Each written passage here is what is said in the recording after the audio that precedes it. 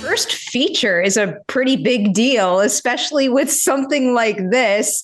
So I was wondering, when you were thinking about what to take after conversations with friends, what were some of your top priorities? So you pick something that, like, one, would help you evolve your craft, but also continue to show this industry what you're capable of. Thank you.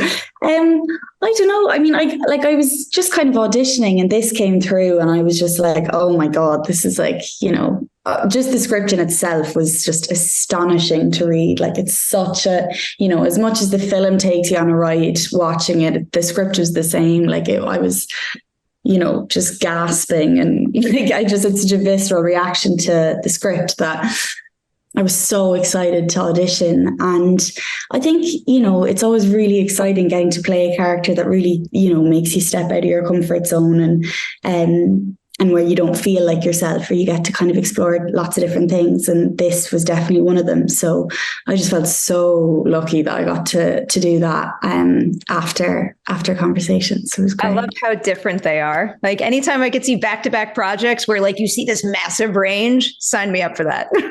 I'm very curious, with a film like this, what did Emerald ask you to audition with? What particular scene? You know what? It was actually the scene, Fenicia's final scene in the bath. That was, which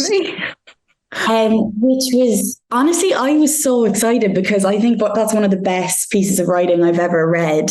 That piece of writing just kind of blew my mind. So it was obviously both kind of terrifying, and also I was just so excited to get to work on it. So so I went with that. And then I think I may have done also like the first scene with just Venetia and Oliver when they're outside.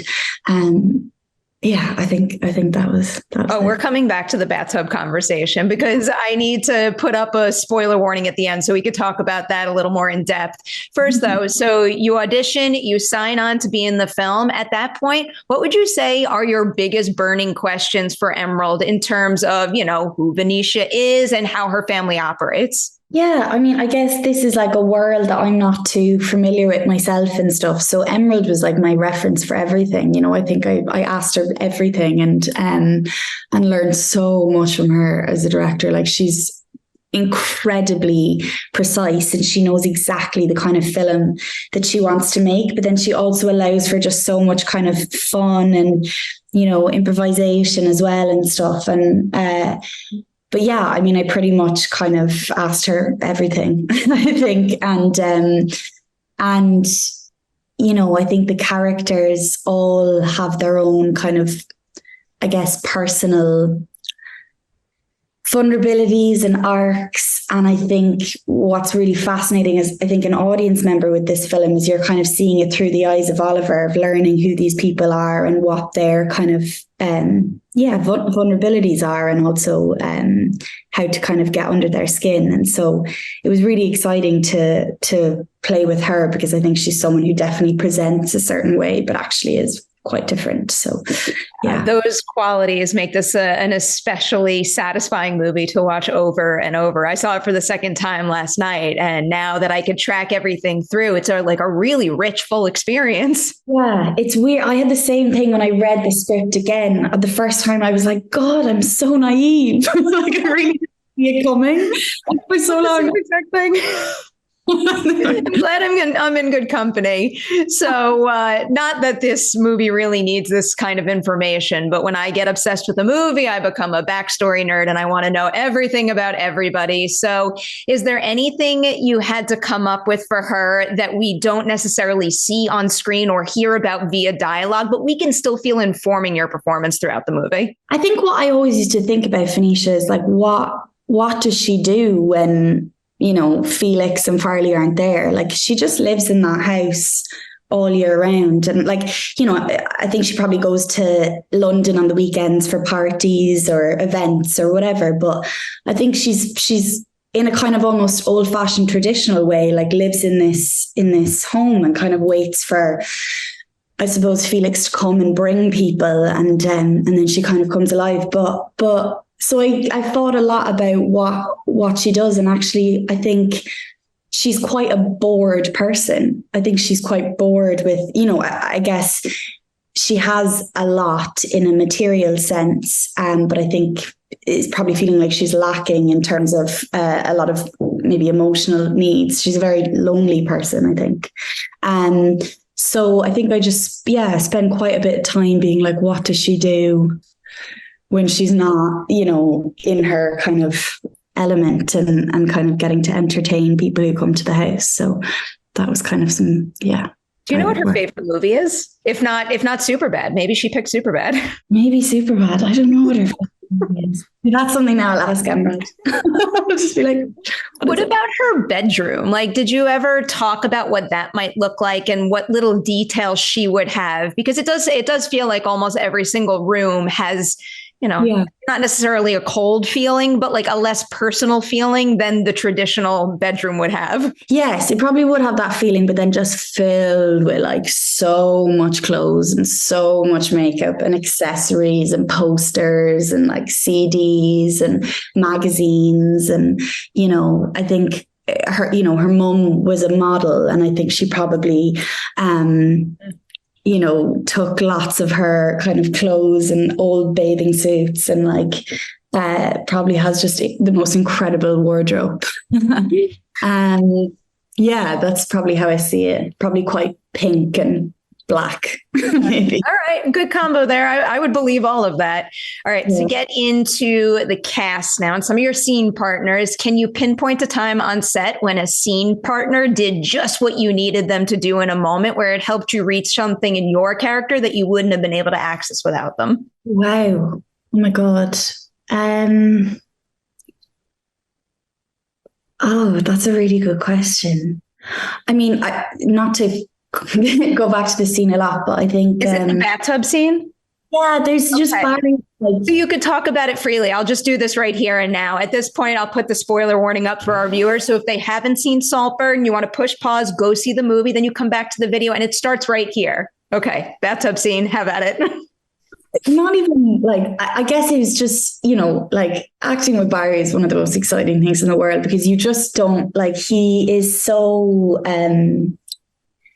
unpredictable in that amazing way of like everything is so in the moment and so instinctual and primal and like, and I think with that scene, it's obviously very kind of head to head and it's all cards on the table. And I think there's a kind of sinister line I think he's walking of not exposing himself entirely, but he's, and I think the writing does so much for that scene anyway, but I think just the way that he was looking at me and responding to what I was saying, I found really drove me along. And but I think, I mean, all of the actors in this film are just incredible. And like, like I really like being in a scene with Rosamund, you really didn't have to do that much. Like I've never seen anything like it. And so I think a lot of the scenes I had to do very much felt like I just had to, like anything, like react because people were just bringing the most incredible things. And I think I wouldn't have done anything if it wasn't for them, I guess. Truly an example of a perfectly cast film. And also to go back to the bathtub monologue, that is like pitch perfect and expertly delivered monologue, probably one of my favorite dialogue heavy scenes of the year. I'm not just saying that because we're talking, it really is something else.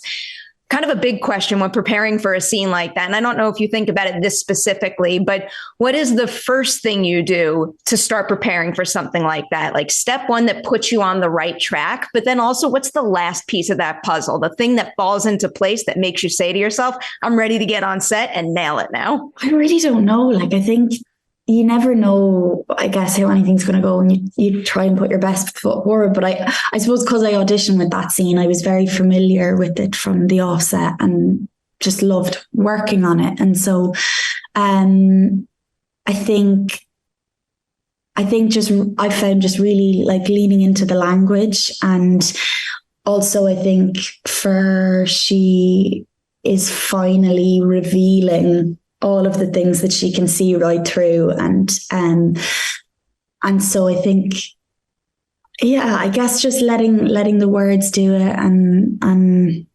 responding to Barry, and also I think there can be a thing sometimes you can do where you're like, oh, today is that scene. And I think I find that quite challenging because you're like, you can put too much pressure on things. So I tried to just go, oh, this is the great piece of writing that I love. So I'll just go for it. Yeah. So good. This again, the answer might be no, and it might be too hyper specific, but is there any particular beat of that monologue that you found most challenging to calibrate emotionally? Because what that it basically is one big emotional roller coaster where she hits so many different phases. Like challenge, well, I guess I think probably, I don't even know if it's necessarily a challenge, but just the bit that made me feel most like, oh, is just when they kiss. That bit is just the worst kiss in the world. Such a loaded beat too. There's just so it's not like before. There's so much more to unpack there now. Really grim. So yeah, so maybe that, but yeah. All right, here's a broader question that I wanted you to be able to answer freely. But again, you brought it up too. I know Emerald likes to be very collaborative on set. So of all the scenes you filmed, which one would you say changed the most from script to screen, where you all found something unexpected and special in the moment? I remember I was in the other room, but I remember when everyone first meets Oliver, and everyone's in the kind of sitting room, and he can hear them talking about him outside the door. I think Emerald just really let the guys run with that, and I remember that just being lots of takes of like, what's going to come out now, and being in the other room and just laughing my head off like that. But I think, to be honest, I think all of the kind of group ones, like the breakfasts or the dinners or whatever, where everyone's kind of listening or everyone's kind of involved, like Emerald will sometimes just let it go and see what comes. And yeah, I mean, like everyone's just total pros. So I was just having a great time. What is something you appreciate about Emerald as an actor's director that helped you here and you hope to see in more directors you work with in the future? Well, I think she's someone who, I mean, she's like one of the smartest people I've ever met. And she knows exactly the kind of films that she wants to make, but she's, obviously coming from characters' perspectives as well, and is sensitive to, obviously to acting and the difficulties of that as well. And I guess she's someone that really is with you every step of the way and is so kind of approachable and available all of the time, and creates such a like playful, warm, collaborative environment where everyone feels included. And and also I think just speaking to Emerald generally, like she has this like insane film archive in her head, like and literary archive, and she kind of she's one of those people that kind of has a reference for everything, and I think what she does so amazingly in her films, like she, I think she did it in Promising Young Woman, and with this is like her kind of understanding of genre and how, she'll kind of present you with a certain kind of genre that you recognize, and then start with that and then be able to totally flip it on its head and use that tool to kind of then do her own thing with it. So she's just so skilled and extraordinary, and but also is like, your friend, and is really just there with you and having the crack with you. So I just couldn't speak higher of her. She's a genre bending master, but I also want to see her do a full-fledged horror movie so badly. Oh so my badly. God. She's her understanding of horror is like, she's incredible. He's incredible, as are you. Seriously, congratulations on this. I love your work. I'm rooting for you. I can't wait to see what you do next. Thank you so much.